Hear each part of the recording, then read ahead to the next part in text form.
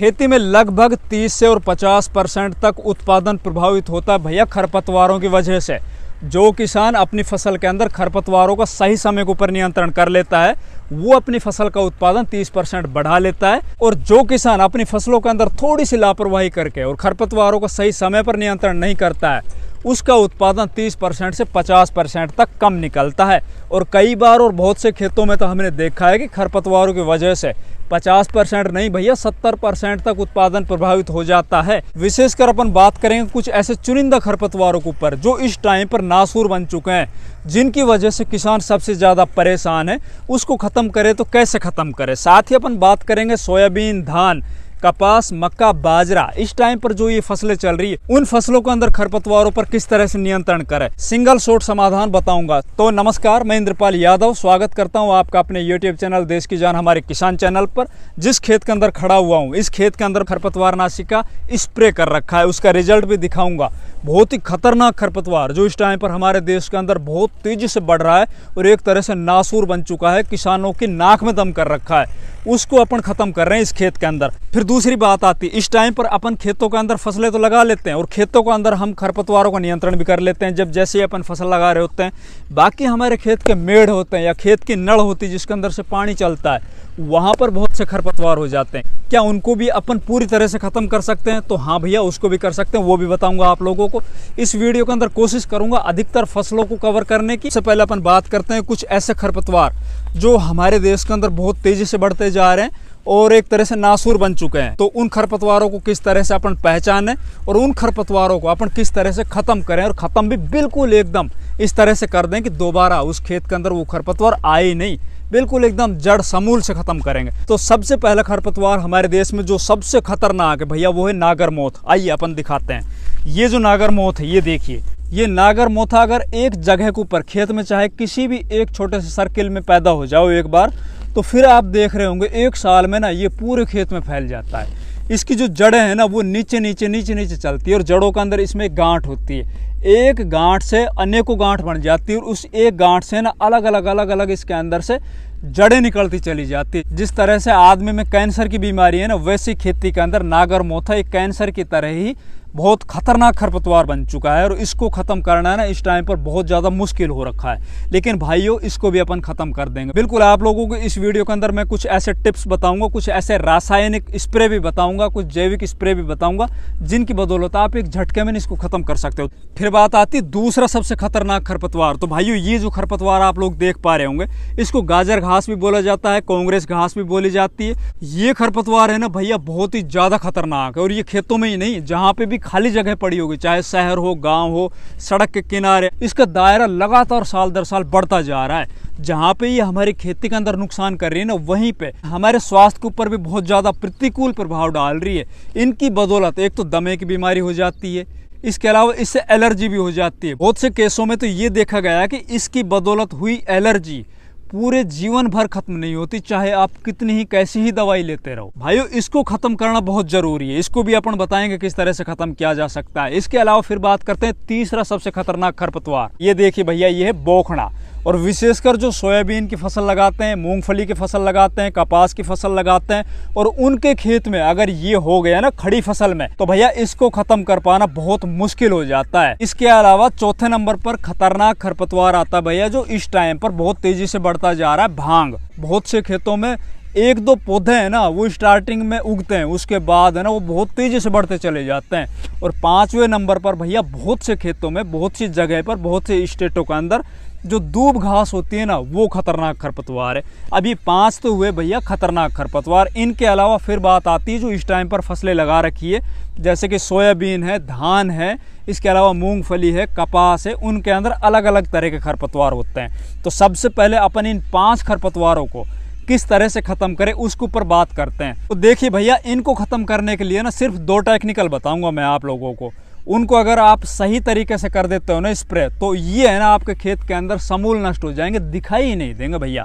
हमने अपने खेतों के अंदर इनको बड़ी आसानी से ख़त्म किया हुआ है। और जिस खेत के अंदर मैं बैठा हुआ इस किसान ने भी इसके अंदर वो स्प्रे कर रखी है। अभी 5-6 दिन हुए, धीरे धीरे जितने भी ये खरपतवार है ना वो खत्म होते चले जा रहे हैं। सबसे पहले तो अपन बात करते हैं भैया इन खरपतवारों को अपन बिल्कुल फ्री में किस तरह से ख़त्म करें। तो भाई जब गर्मी का सीजन होता है ना उस टाइम पर अपन को क्या करना होता है कि खेत की अच्छी गहरी जुताई करनी होती है, उसके अंदर मोटे मोटे ढेले निकालने होते हैं।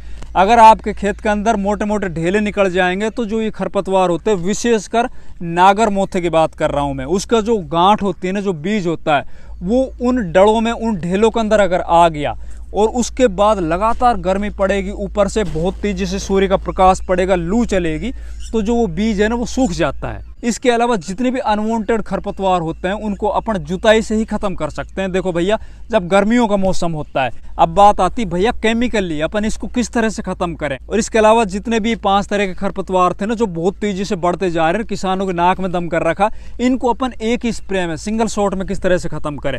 उसके अंदर पहले नंबर पर आता है भैया मेरा 71 नाम से एक पुड़िया आती है 100 ग्राम की, इसके अंदर दानेदार ग्लाइफोसेट आता है। बाकी इसको किस तरह से अपन को यूज करना है, इसमें सावधानियां बहुत बरतनी भाई। ये नॉन सेलेक्टिव हर्बिसाइड है भैया। नॉन सेलेक्टिव का मतलब होता है कि ये किसी विशेष फसल के लिए नहीं बनाई गई या किसी विशेष खरपतवार के लिए नहीं बनाई गई कि ये चौड़े पत्ती का है, ये सकरी पत्ती का है। इसके जद में जो भी कुछ आ गया ना, चाहे आपकी फसल हो चाहे खरपतवार हो, सबका सफाया एक साथ में भाई। इसके अंदर स्प्रे करने से पहले अपन को अपने खेत के अंदर कोई भी फसल नहीं लगानी। जैसे कि ये खेत पड़ा है, इसके अंदर हम प्याज फसल लगाएंगे अगस्त महीने में। अब बरसात का सीजन है, इसके अंदर जितने भी हमारे खेत में खरपतवार थे ना वो सभी उगाए। अब क्या है कि खेत हमारा जब गीला हो, जब बारिश हो जाए या बारिश नहीं हो, तो अपन को क्या करना, खेत के अंदर पानी दे देना, सिंचाई कर देनी, मतलब खेत के अंदर पर्याप्त नमी बना लेनी अच्छे से।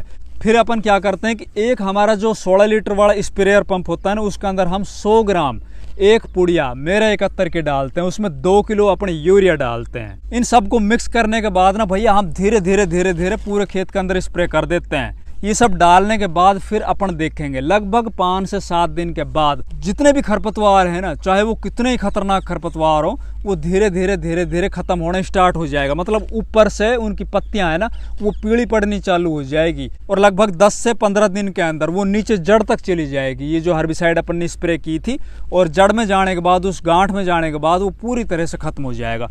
बहुत से किसान भाइयों की एक शिकायत होती है कि भैया मेरे 71 स्प्रे करने के बाद भी खरपतवार खत्म नहीं होते। भैया या तो आपके पास मेरा 71 जो ग्लाइफोसेट है ना वो सही नहीं है, या तो वो नकली आप यूज़ कर रहे हो, या फिर आप अपने पूरे खेत के अंदर ना जिस तरह से आपका खरपतवार है उसके ऊपर आप पूरी डोज नहीं दे रहे हो। देखो भैया हम भी अपने खेतों के अंदर ग्लाइफोसेट यूज़ करते हैं, चाहे वो हमारे खेत हो या फिर खेत की मेड़ हो या फिर जो हमारी नल होती है जिसके अंदर से सिंचाई के लिए पानी आता है हमारे ट्यूबवेल से, उसके अंदर अपन स्प्रे करते हैं, बहुत बढ़िया उसके रिजल्ट मिलते हैं। या फिर इसके अलावा भैया आप धानुका कंपनी की जो सैंप्रा आती है उसके भी बहुत ही ज़बरदस्त शानदार रिजल्ट मिले हैं नागर मोथा के खिलाफ। इन दोनों में से आप कोई भी ले लो और उनकी स्प्रे कर दो। इसके अंदर बस सावधानी यही रखनी भैया, मेरे 71 करते वक्त आपको खेत के अंदर कोई भी फसल नहीं होनी चाहिए। तो ये तो बात हुई भैया कुछ नॉन सेलेक्टिव खरपतवारनाशी के बारे में कि आपके खेतों के अंदर अगर कोई भी खरपतवार है और खेत में फसल नहीं है, इसको आप स्प्रे कर दीजिए, आपका XYZ जितने भी खरपतवार, चाहे जितने खतरनाक खरपतवार हो, वो खत्म हो जाएंगे। अब बात कर लेते हैं कुछ सेलेक्टिव खरपतवारों के बारे में। उसके अंदर पहले बात करते हैं सकरी पत्ती वाले। सकरी पत्ती का मतलब आपकी फसल है चौड़ी पत्ती की है, खेत के अंदर खरपतवार है वो सकरी पत्ती वाले हैं, उसको किस तरह से ख़त्म किया जाए। तो उसके अंदर भैया टारगा सुपर है, विप सुपर है या फिर एजिल है, इस तरह के खरपतवारनाशी आती हैं, उनका स्प्रे कर सकते हो। जैसे कि सब्जी वाली बहुत सी फसलें होती हैं जिनके अंदर खरपतवार है, सकरी पत्ती वाले वो खड़े हो जाते हैं, उसको ख़त्म करना बहुत जरूरी होता है, तो भैया उसके अंदर अपन ये स्प्रे कर सकते हैं। इसके अलावा फिर बात करते हैं कुछ 2-4 ऐसी फसलों की जो इस टाइम पर लगी हुई, जैसे कि सोयाबीन है कि यार सोयाबीन के अंदर इस टाइम पर खरपतवार है वो उगाए हैं। शुरुआत में हमने जब खेत की बुआई की तो उस टाइम पर हमने खरपतवारनाशी का स्प्रे किया नहीं, और अब जब हमारी फसल उगाई और हमारी फसल लगभग 15 से 25 दिन की हो चुकी है और खरपतवार हैं वो भी लगभग 2 से 3 पत्तियों के हो चुके हैं, तो उनको किस तरह से कंट्रोल किया जाए। तो भैया सोयाबीन के अंदर FMC कंपनी की गैलेक्सी नाम से एक खरपतवारनाशी आती, उसको आप स्प्रे कर सकते हो। झटका जरूर लगेगा, आपकी फसल एक बार पीली जरूर पड़ेगी, लेकिन उसको आप दोबारा रिकवर कर सकते हो। इसमें भी सावधानी ये रखनी, खेत के अंदर पर्याप्त नमी होनी चाहिए, उस टाइम स्प्रे कीजिए। इसके अलावा इसके अंदर आपको ना कोई इंसेक्टिसाइड मिलानी, ना कोई फंजीसाइड मिलानी, ना कोई NPK मिलाना है। इसमें जो कंपनी ने डोज दे रखी है वही डोज आपको यूज करनी है। इसके अलावा फिर बात आती भैया धान की कि यार धान के अंदर जो खरपतवार होते हैं तो उसके लिए भैया पीआई कंपनी की नॉमिनी गोल्ड उसको अपन यूज कर सकते हैं, स्प्रे कर सकते हैं। तो भैया इस तरह की खरपतवारनाशी का स्प्रे करके आप अपने खेतों से खरपतवारों का निस्तारण कर सकते हो और बढ़िया उत्पादन की ओर आप बढ़ सकते हो। धन्यवाद।